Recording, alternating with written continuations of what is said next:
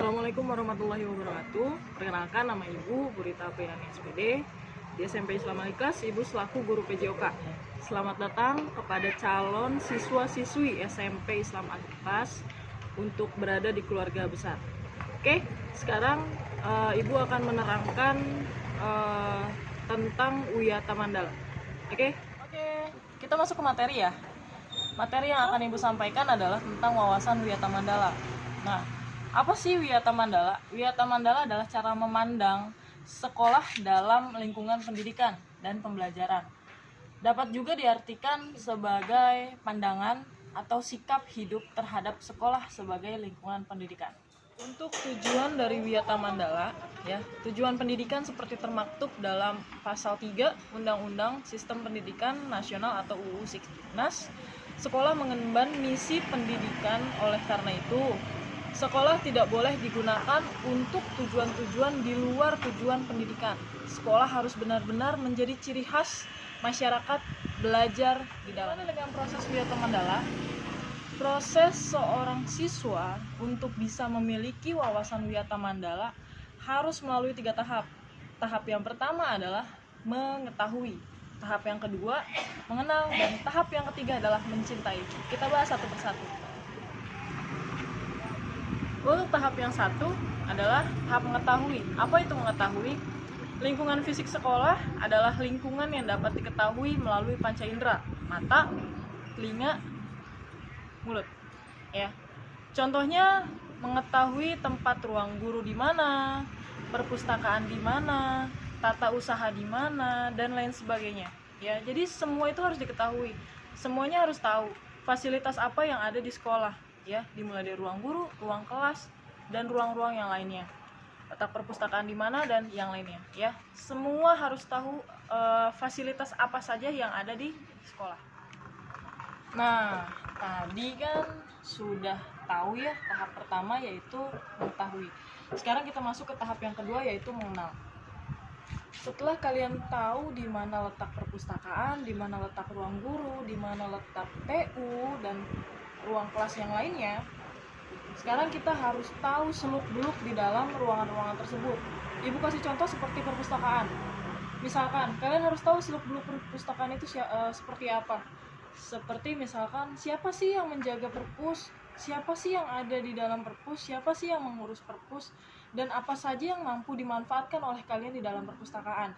Potensi-potensi apa yang bisa kalian kembangkan, minat bakat kalian yang mampu disalurkan di dalam perpustakaan itu sendiri. Jadi dari mengetahui itu kalian harus mengenal, benar-benar harus mengenal ya apa saja yang tadi Ibu sampaikan yang mampu kalian kembangkan dan kalian manfaatkan dalam potensi tersebut. Nah, kita masuk ke tahap terakhir ya. Tahap pertama mengetahui, tahap yang kedua mengenal. Nah, sekarang tahap ketiga adalah mencintai. Seperti yang sudah tadi Ibu contohkan di perpustakaan. Setelah kalian tahu seluk-beluk perpustakaan itu seperti apa saja yang mampu dimanfaatkan oleh kalian di dalam perpustakaan, setelah itu kalian harus punya sikap peduli terhadap apa yang ada di sekitar kalian. Seperti di perpustakaan, ya kalian harus menjaga kebersihannya, kalian harus menjaga tatanan buku, inventaris apapun yang ada di dalam perpustakaan. Tapi jangan cuma perpustakaan, seluruh lingkungan sekolah pun wajib kalian cintai, seperti ruang guru, terus ruang kelas, ruang perpustakaan, dan yang lain-lainnya ya.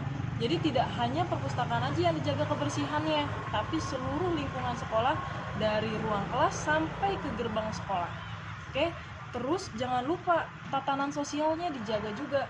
Seperti misalkan kalian harus tahu guru itu guru A mengajar pelajaran apa ya.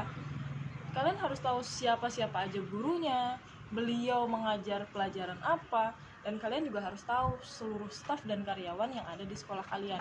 Itu tandanya kalian sudah mampu memiliki 3 tahap Wiyata Mandala, yakni mengetahui, mengenal, dan mencintai. Nah, sekarang kita masuk ke komponen peran. Komponen peran itu seperti misalkan 1, kepala sekolah. Apa sih tugas pokok dari kepala sekolah?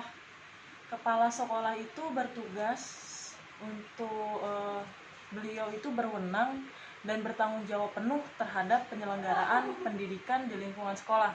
Yang kedua, kepala sekolah itu dihormati dan berwibawa ya terhadap siapapun yang memang berkepentingan dengan sekolah dan harus melalui kepala sekolah. Terus semua aparat sekolah tidak boleh bertindak sendiri-sendiri, melainkan atas izin kepala sekolah. Terus juga kepala sekolah melaksanakan program-program yang telah disusun bersama dengan komite sekolah. Terus menyelenggarakan musyawarah sekolah yang melibatkan pendidik, OSIS, komite sekolah, tokoh masyarakat, dan pihak komponen setempat.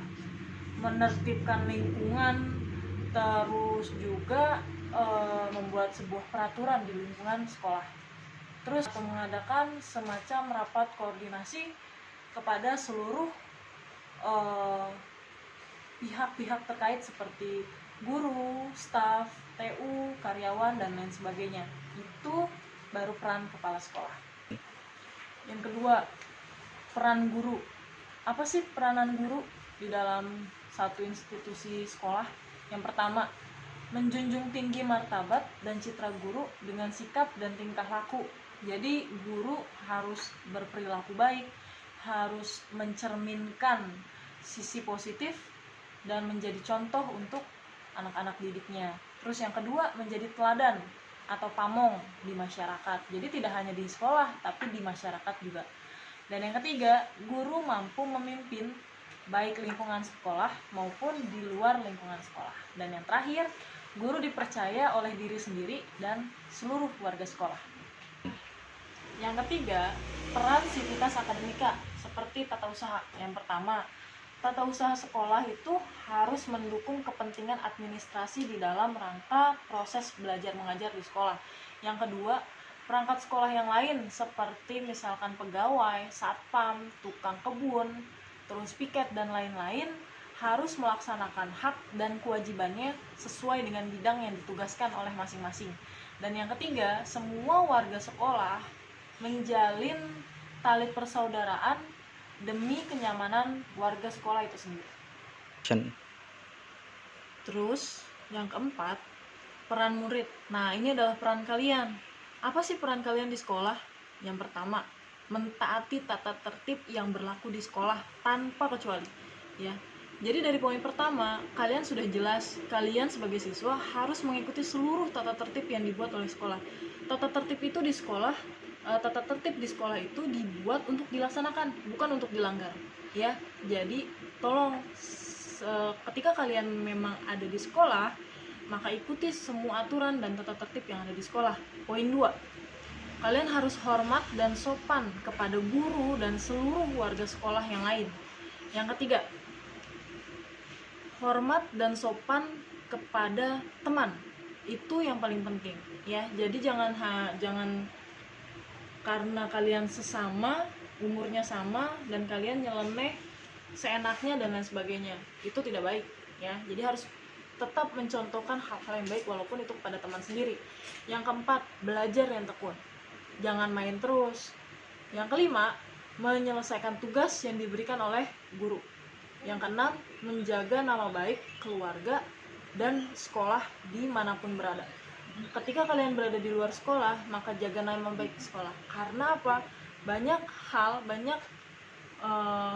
kejadian ketika kalian sudah di luar sekolah dan masih memakai atribut sekolah seperti seragam dan lain sebagainya, dan ketika kalian membuat sebuah keonaran atau hal-hal yang negatif di masyarakat, maka yang dilihat adalah bukan kaliannya, tapi nama sekolah yang ada di baju kalian, yang ada di seragam kalian, gitu ya. Jadi walaupun kalian ada di luar sekolah, tetap jaga nama baik sekolah.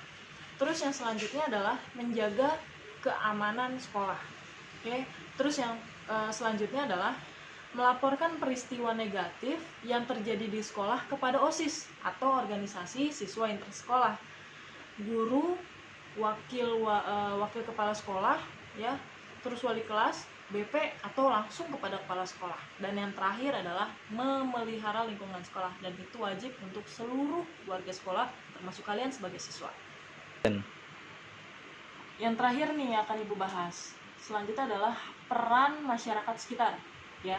Jadi tidak hanya warga sekolah yang ada di dalam sekolah saja yang harus yang memiliki peranan ya di Wiyata Mandala itu sendiri, tapi masyarakat yang ada di luar sekolah pun mereka memiliki peranan yang sama.